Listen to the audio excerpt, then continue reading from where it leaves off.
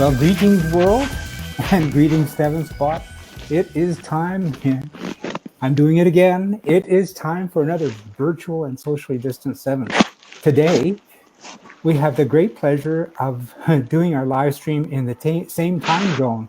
I'm going to be speaking with Bruce Ward, and he's going to be telling us all about his fabulous family seven, Lotus 7, with a terrific SCCA pedigree, and how it was lost to time but found its way home. So just a little bit about what's happening here. I'm broadcasting from the beautiful South Surrey Seven Spot Studios, where the weather outside today is a balmy 58 degrees, and where I'm talking to Bruce in Palm Springs area, it is a bit warmer. It is 82 degrees. So what I'm going to do is I'm going to bring Bruce into the picture now. Good morning, Bruce. How's the weather? Good morning, Jim. Well, we're expecting about 102 here today, so it's cooled off quite a bit. Well, I don't even know how to respond to that. It is nice. We had a chat previously about how I love the desert area. I just flat out love it. It's great.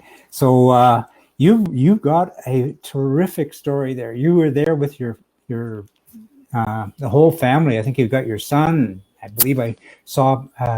Is it Melissa, your wife, and you got the grandkids there? So we may have some interesting sound effects as we go through this. But why don't you tell us the story about your fabulous seven?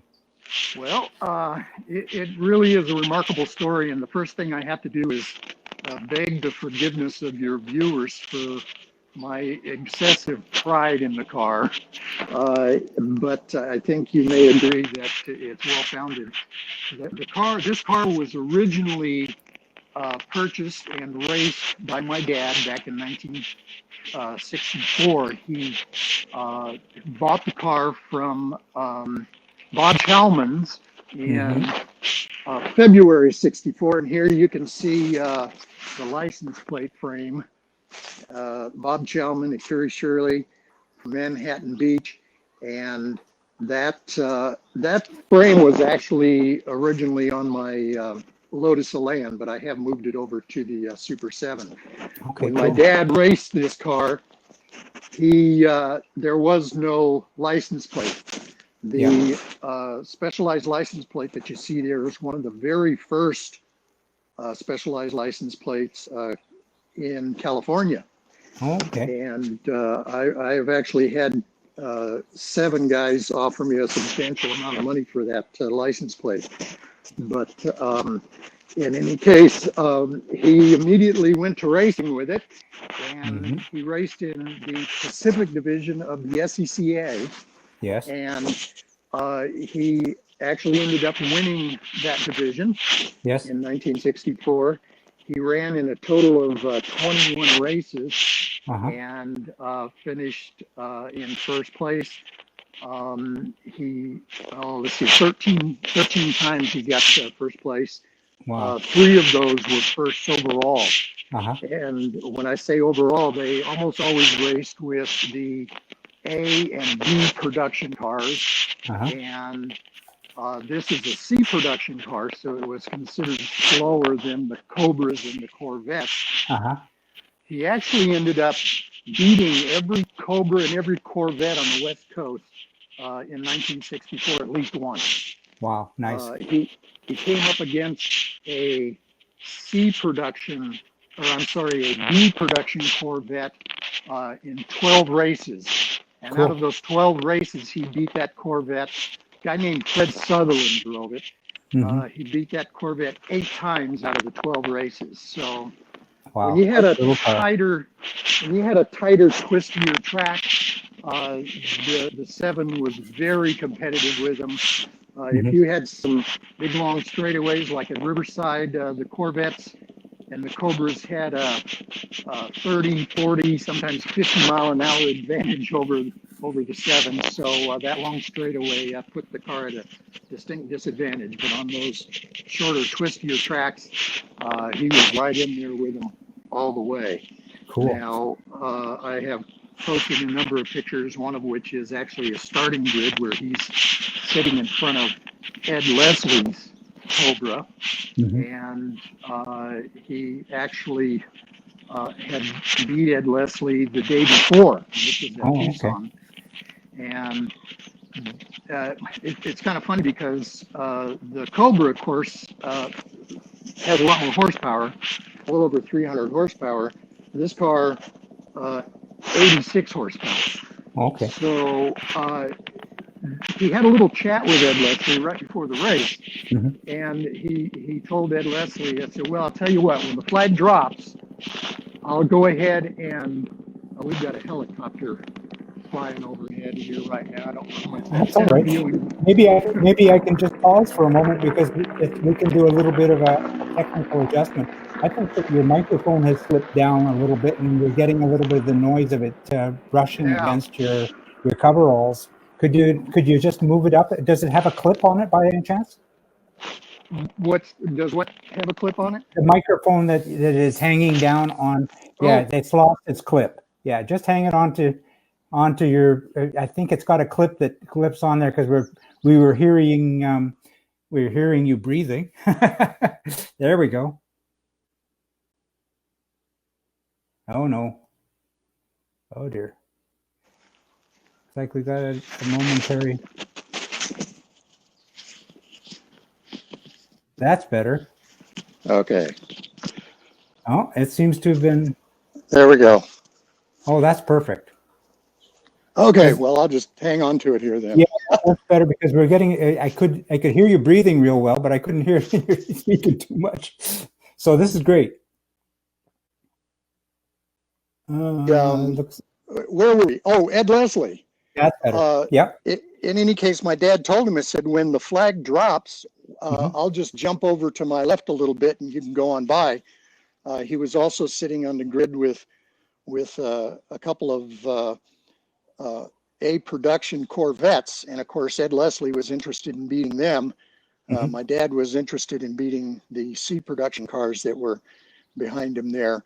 So just kind of it was always interesting having so many different types of cars running together in those days, which really livened up the race. But in any case, he ran this car just in 1964.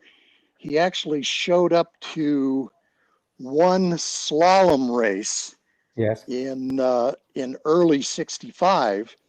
And slaloms back then were extremely popular. You'd have 150, 200, sometimes 300 or more cars show up for these slalom races, what we typically call autocross now.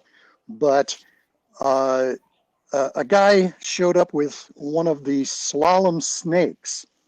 Carroll Shelby actually made two of his Cobras specifically for slalom racing. Oh, yes. He had them geared way down, and the suspension was set up specifically for slalom racing, and they were very competitive. As a matter of fact, the two cars that he produced for that, as far as I've been able to tell, they only lost one slalom race that year, and that was to this car right here.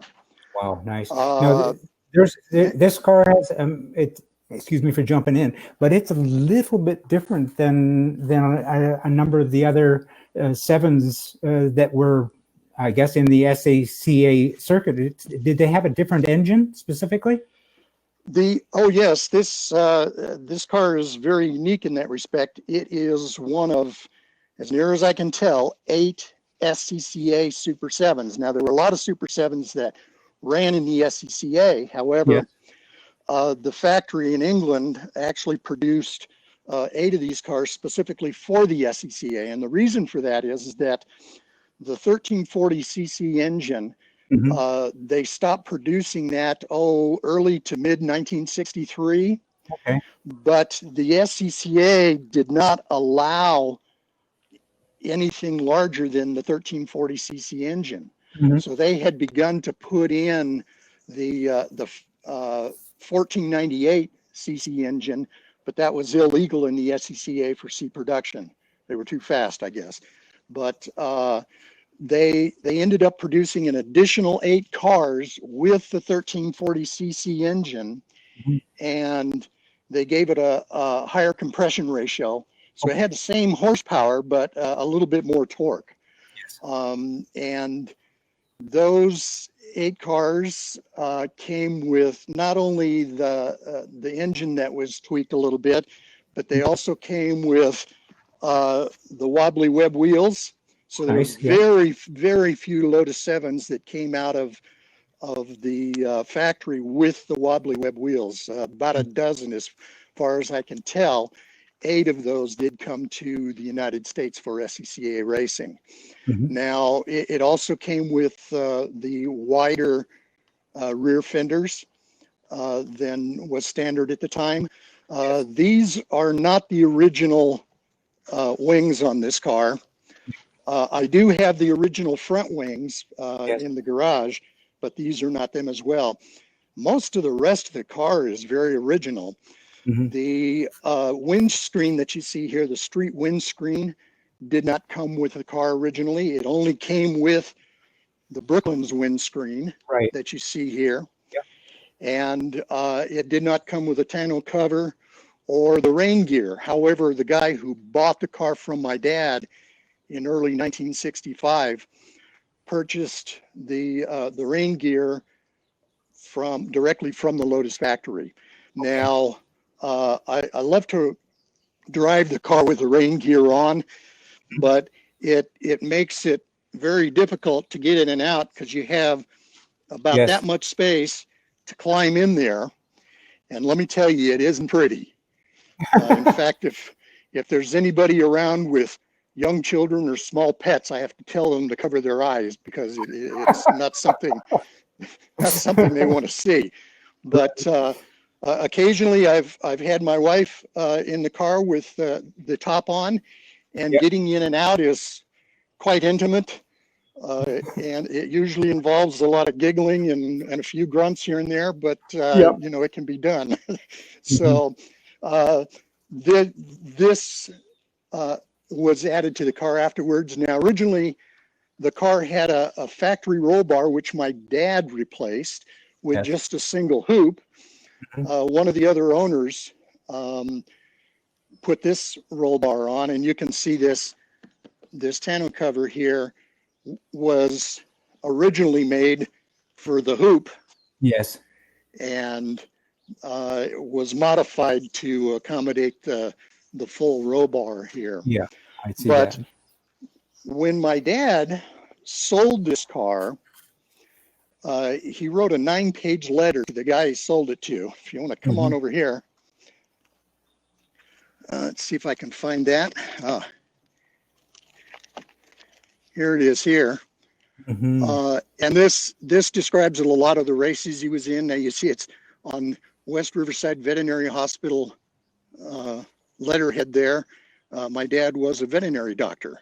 I see. So for some reason he happened to write it on this. But in any case, this letter actually stayed with the car through 6 different owners. 6 different owners. 6 different owners between my dad and myself. Wow. And we got the letter back along with the car, so that, you know, that tied to perfect provenance, if you will. That's amazing. Now, yeah, it really is. Now, a couple of other things I wanted to show you on the car. You may be aware of the haphazard way in which Lotus often kept their records. I've heard of it. This car, pretty much everything on it matched the build card, the chassis plate number. There's a frame number right here. I don't know if you can see it or not, but that matched. The carburetor numbers matched, and the engine block number matched. Yes. The only thing that didn't match was the build card described the car as being yellow, and it came brand new to my dad, red. So that was a little bit confusing, and I talked to some of the guys who were involved with it, and they said, well, you know, that happened quite a bit, but if you come around here, Paul, you can see here on the edge of this nose Mm-hmm. yellow underneath the green, and there's even a little bit of red in there. I don't know if you can see Can that see as it. well. Mm-hmm. But so at some point, this nose was yellow, and perhaps they painted it red at the time to match the rest of the car. Who knows how that happened, but it's just kind of interesting that it described it as yellow, and there indeed is some of the yellow described in that build card. I do have the engine out now. I've got some issues with the clutch, so I'm sorry I can't really show you the engine right now, but we do have the original engine for the car. As well as it's got the original, all the running gear, the wobbly webs, which we showed you there, are original and extremely rare. But the car is just a blast to drive, as most 7 owners know. And I don't have the talent to race it. Yep. I tried a little bit of that, but it was not good. No. So I mostly drive it on the street, and I do take it to car shows and such. I've had it a number of very prestigious car shows. In fact, you'll notice my hat here is from the Quail in 2011. We took it up there. Now, for those of you who are not familiar with the Quail, it's done in conjunction with Pebble Beach. Yes. Now, that year, Pebble Beach, it would cost you $150 just to get in to look at the cars. The Quail is focused more on racing. Yes. And to get in to see the cars for that costs you $400. So a little bit of difference there. In fact, it's kind of funny because one of the car magazines that year did an article on the best car shows to go to that year. And they couldn't recommend the Quail because the tickets were all sold. It was very expensive. But what they did recommend was the parking lot outside of the Quail for the attendees, people going in to see the cars. The cars in the parking lot were amazing enough to make their top 10 list of car shows to go to. So I got a kick out of that. I thought it was kind of funny. One of the things I love about the car shows is the kids.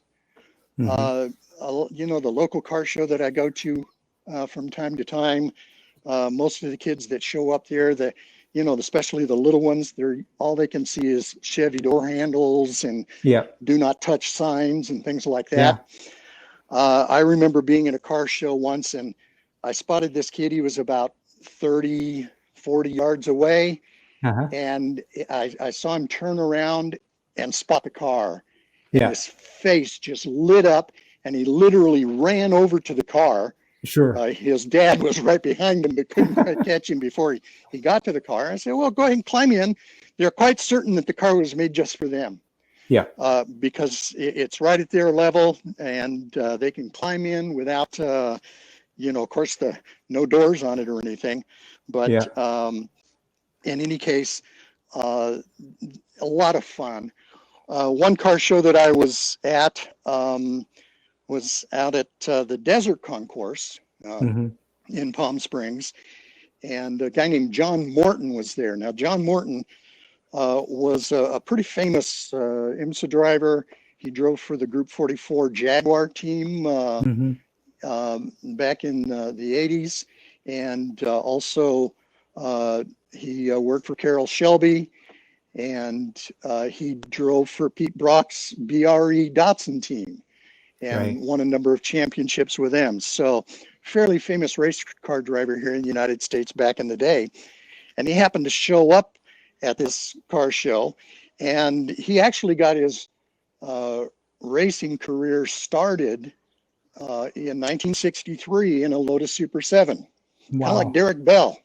Derek Bell also got his start in a Super 7. I'm going to jump in here just to help the folks along at home. You are an absolute treasure trove of information because, folks, Bruce is a historian. He was the previous director of the Riverside Auto Museum, so he knows a bit about the history of these cars. Well, thank you. I feel like I don't know nearly enough, but I guess that's when you actually just begin to start to know stuff, is when you realize how little you know. Mm-hmm. But John Morton, anyway, he, of course, was very attracted to the car. I told him all about it, and he just kind of hung out with the car for most of the day. At one point, I went to lunch, and usually my wife will take over telling people about the car when they come by. Mm-hmm. And I came back with my food, my lunch, and I sat down, and John Morton was sitting there telling everybody about the car. And so I just sat there eating my lunch, listening to John Morton tell people about the car. About your car. Yes. And of course, he was really knowledgeable about Super 7s in general, and I understood quite a bit of what I had told him about the car as well. That's a So great story. that was kind of cool. But another cool story at a car show, the one up at the Quail, had a guy come by, and he stood here looking at the car, and he says, "Boy, I just, in 1967, I had just gotten out of the Army, and a buddy of mine had one of these, and he took me for a ride in it that I'll never forget." And he was just reminiscing about that ride in his buddy's car. Mm-hmm. And then he went over and he looked through my notebook. Yeah. Another little thing I want to show you here.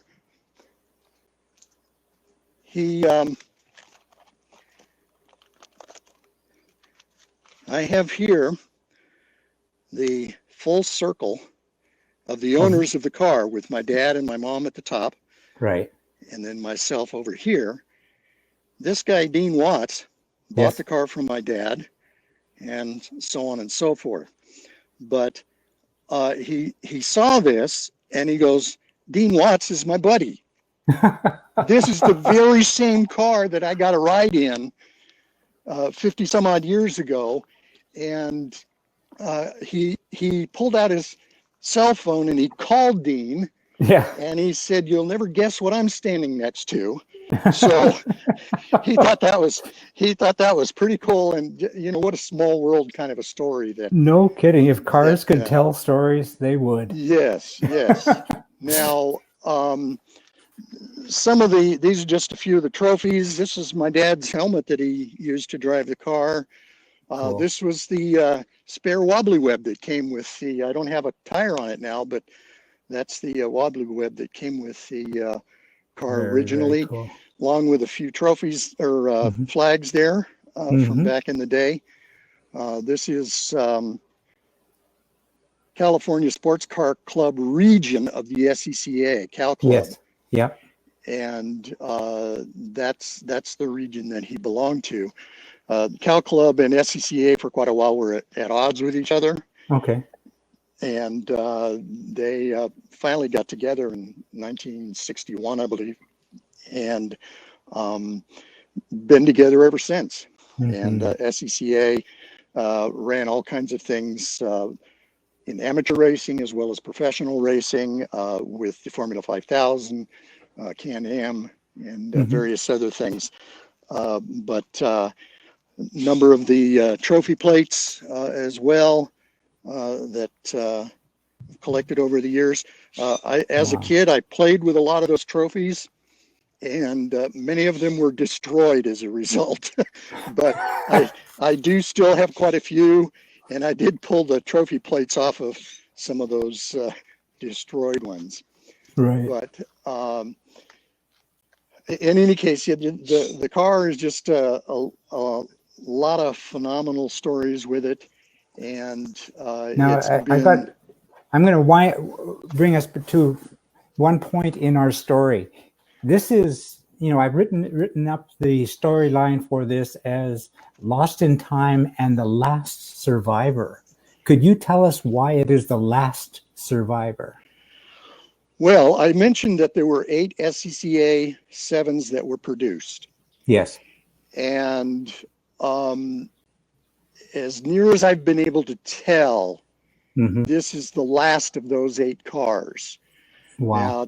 Now, John Watson may be able to tell you a little bit more about that. I Hmm. actually talked to a guy, 5, 6 years ago, Hmm. who had a car that had one of the SCCA numbers on it. Yes. But after chatting with him for about a half hour on the phone, I found out that the only thing that was original to that car were the 2 carburetors. He actually got the numbers on the carburetors are part of the Lotus records, but he got these 2 Right. carburetors, and he literally built a brand new car around these 2 carburetors, and he I presents it understand. as one of those SCCA 7s. So Yeah. I really do consider this the last known survivor, known by me. Hmm. Again, who knows? There may be some in a barn somewhere. Now, one of Hmm. the other kind of funny things about this is, probably 12, 13 years ago or so, I found a car on the internet on one of the Lotus 7 websites Yes. that there was a guy who had pictures of his car, and he was Hmm. claiming that it was SB 1843, Yeah. this car. So I contacted the guy who ran the website, and I said, that car is a fake. I've Hmm. got the real one.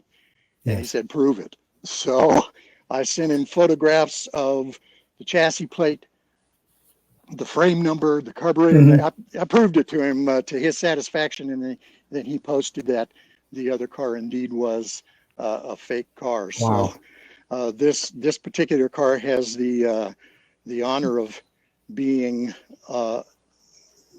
duplicated, if you will, Yeah. and kind of like the Lotus Elans. My dad, when he sold this car in early '65, Hmm. he bought a 26R, a Lotus Yeah. Elan Yeah. 26R. They made about 95 of those, and of the original 95, there are only about 200 that exist now. So Yeah. they're they're often copied and duplicated and presented as the real deal. Yeah. And this one is no exception to that as well. That Lotus Elan, interestingly enough, the 26R, as far as I've been able to tell, Hmm. is the only original owner 26R in the world. Every other one of those 95 cars has been sought, sold and resold and bought and rebought and so on. We have the only original one, original owner one. Wow. So that's kind of cool as well, but not directly related to this. So anyway, I could go on for a long time about the car, but did you have any specific questions that Well, no, you I wanted to mean, ask?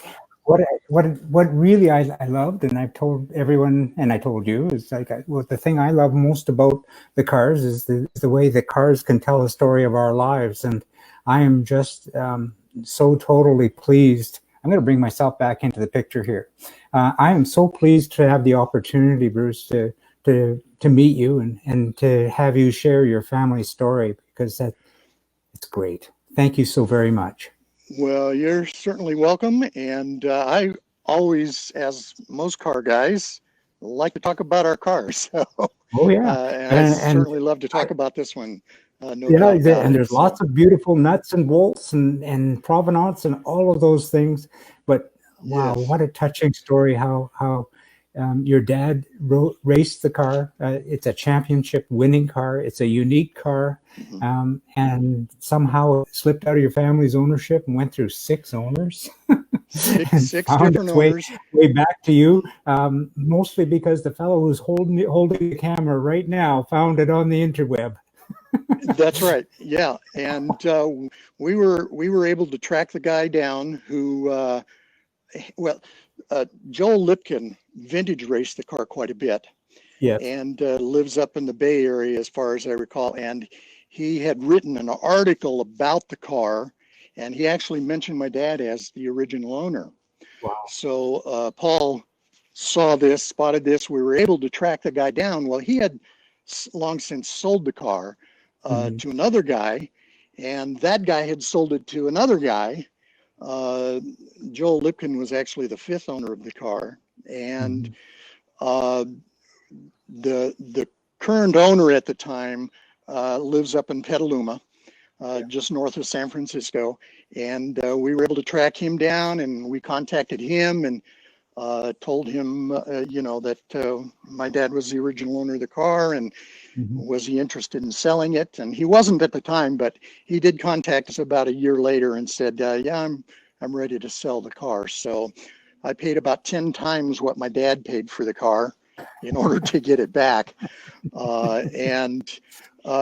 Yeah, pretty amazing. But in any case, it found its way home, and my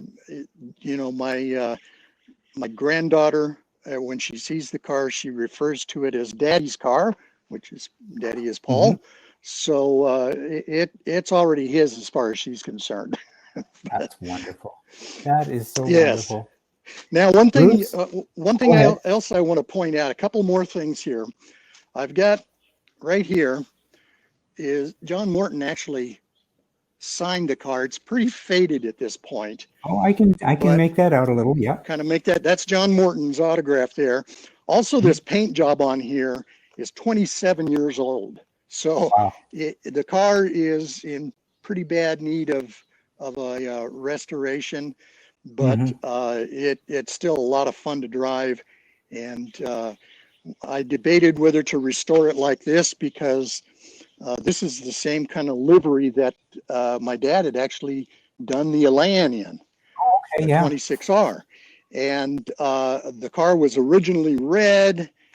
My wife, she's a little more color oriented than I am. She said, no, you got to keep it like this, British racing green with a yellow stripe, just like the Elan. But the historian in me said, no, I got to take it back to the original red.